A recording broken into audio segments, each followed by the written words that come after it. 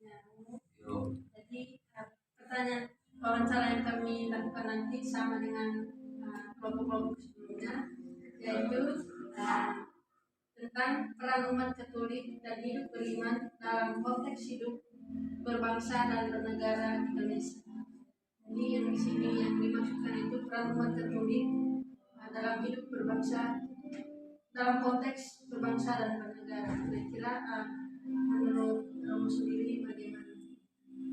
Peran umat Katolik dalam kehidupan berbangsa dan bernegara dengan banyak hal. Artinya apa yang kita buat sebagai umat Katolik itu sudah menjadi sumbangan bagi kita kehidupan berbangsa dan bernegara. Karena kita ini kan kehidupan berbangsa dan kita kan tidak lepas pisah dengan kehidupan beragama. Apa yang kita buat dalam kehidupan keagamaan kita, menjaga ketertiban, menjaga iman kita, itu sudah menjadi bagian sumbangan kita untuk kehidupan berbangsa dan bernegara.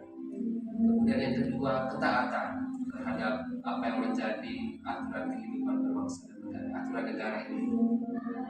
Dalam Injil itu sudah disampaikan, gambar dan rupa siapa ini? Gambar dan rupa Allah. Karena itulah berikanlah apa yang menjadi hak Allah dan berikanlah kepada Kaisar apa yang menjadi hak Kaisar. Artinya ketaatan kita terhadap Allah juga kita harus taat kepada kehidupan berbangsa dan semua aturannya. Itu yang kedua. Kemudian yang ketiga, kita hidup di negara yang penuh dengan aturan. Aturan ini dibuat untuk membatasi kita untuk jangan melakukan tindakan kejahatan. Itu lebih banyak. Tapi jarang sekali aturan ini dibuat untuk mengajarkan kepada kita bagaimana melakukan kebaikan. Jangan mencuri, jangan membunuh, jangan korupsi, kemudian dan semuanya bersifat larangan. Karena itu aturan-aturan ini dibuat untuk membatasi orang supaya jangan melakukan kejahatan. Tetapi sumbangsi yang paling besar bagi kita umat Katolik adalah melakukan kebaikan itu yang kadang tidak dipikirkan oleh bangsa dan negara.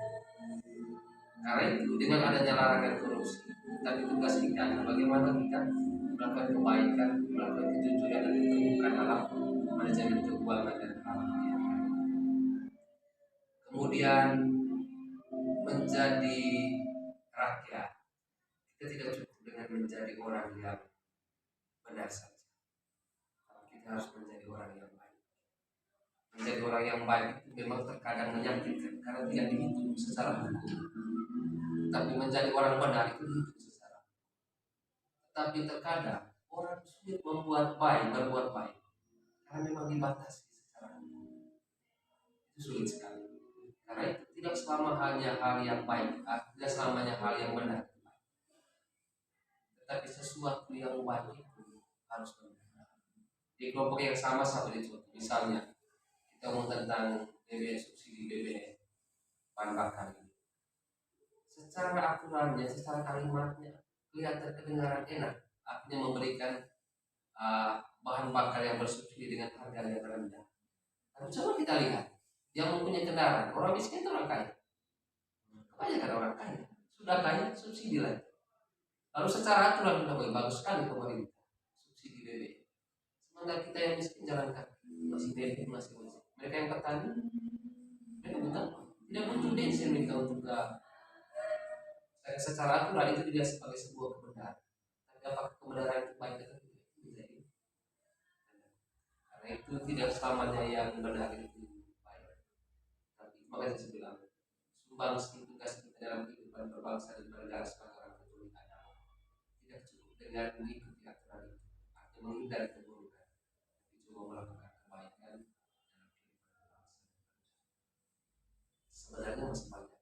Ya, itu dari singkatnya semua yang kita buat sebagai orang Katolik sudah menjadi sumbangan kita bangsa dan negara. Salah seperti itu. Atau ada pertanyaan kita?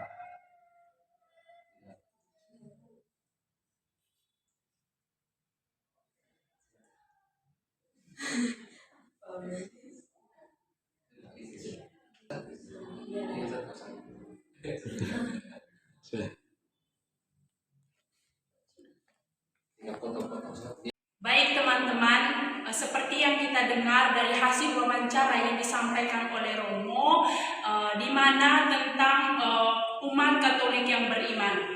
Di situ Romo menjelaskan di mana kita sebagai umat yang beriman, umat Katolik yang beriman, taat terhadap gereja, taat terhadap firman Tuhan. Begitu pula kehidupan kita sebagai warga negara Indonesia. Kita taat terhadap negara, mencintai negara, bertanggung jawab akan negara Indonesia, dan di mana kita bersatu untuk sama-sama mencintai negara Indonesia. Contohnya itu kita saling membantu satu sama lain, dan yang kedua adalah jujur dalam perkataan maupun perbuatan. Bergaul dengan siapa saja. Dan juga bergotong royong